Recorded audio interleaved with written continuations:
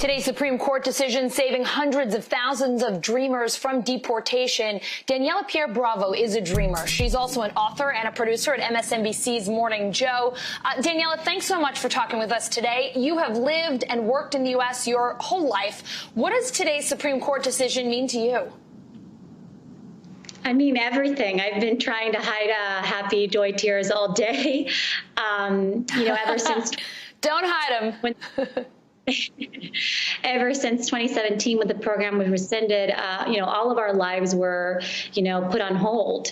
And today's moment of the Supreme Court once again instituting DACA brought me back to that moment in 2012 in June, where I was, trying to navigate life still undocumented and trying to go through the motions of planting all these seeds from my future and not knowing what was going to come next. And now finally we have that glimmer of hope once again. What was it like for you to learn you're undocumented? And when did you first open up and talk about your citizenship status? There was never one moment where my parents sat me down and said that you're undocumented.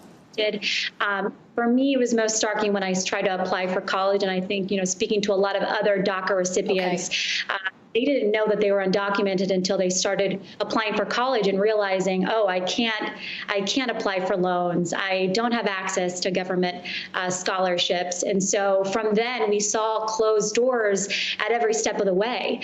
And so for me, living a life undocumented, it has brought a lot of feelings of internalizing a lot of shame, but ultimately trying to, realize that you are the only person that can create the narrative that you want about yourself. And so when I first realized I was undocumented, it was a clear path of saying, okay, I can take reins of my future in little ways, like finding unpaid internships or, working 4 side jobs to be able to pay for college, even though there's not a way. And so I think that a lot of DACA recipients have found new, innovative, creative ways to kind of get through those hard points in their lives, which is, it says so much about us and what we contribute to this country. And all we want is an opportunity to keep contributing and to say home is here.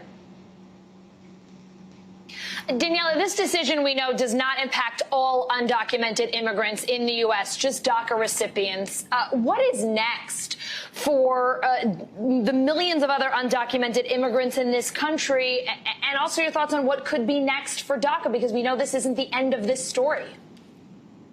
That is such a good point, Allison. I think that a lot of people forget that dreamers, a lot of dreamers that were older than I was, that were at the forefront of the fight for DACA from the start, and even baby dreamers who just didn't make the cut because of their age. There is no solution for them right now, nor is there a solution for the 11 million undocumented people still in this country. And until we can codify into law what DACA is, and until Congress can find a pathway to legalization, we're still very much in limbo. So although today was a very momentous and joyous day, when you talk about what is the path forward for dreamers and DACA recipients, that's still very much up in the air. And, for somebody, I just want to remind everybody that DACA recipients are people at the front lines of health, that are, in healthcare. They're Pulitzer Prize winner writers. They're, at the forefront of contributing to this country.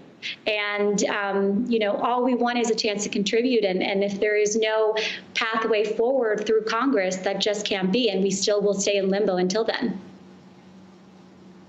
Yeah, they are our friends and our fellow co-workers. Daniela, thank you for being with us today and sharing your happy tears with us. Really appreciate it.